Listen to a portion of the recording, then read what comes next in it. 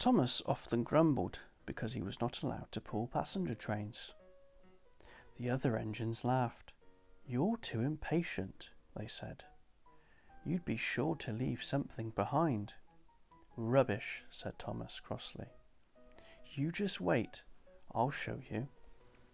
One night he and Henry were alone. Henry was ill. The men worked hard, but he didn't get better. Now Henry usually pulled the first train in the morning, and Thomas had to get his coaches ready. "If Henry is ill," he thought, "perhaps I shall pull his train." Thomas ran to find the coaches. Come along, he fussed. "There's plenty of time, there's plenty of time," grumbled the coaches. He took them to the platform and wanted to run around in front at once, but his driver wouldn't let him. "Don't be impatient, Thomas," he said. So Thomas waited and waited. The people got in. The guard and the station master walked up and down. The porters banged the doors, and still Henry didn't come. Thomas got more and more excited every minute.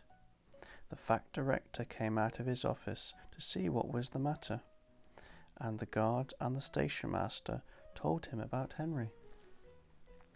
"Find another engine," he ordered. "There's only Thomas," they said. "You'll have to do it then, Thomas. Be quick now." So Thomas ran around to the front and back down on the coaches ready to start. "Don't be impatient," said the driver. "Wait till everything is ready."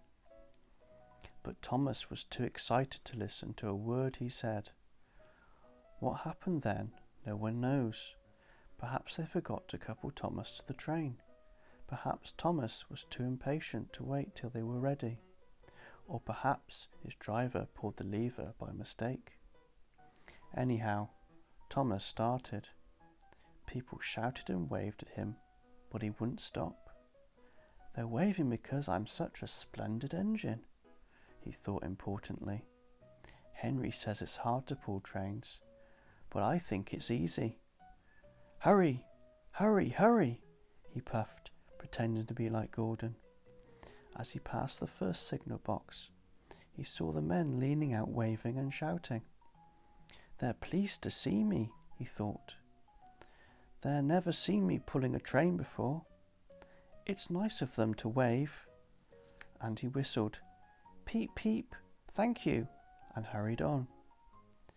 But he came to a signal at "Danger." "Bother," he thought. "I must stop." And I was going so nicely too. What a nuisance signals are.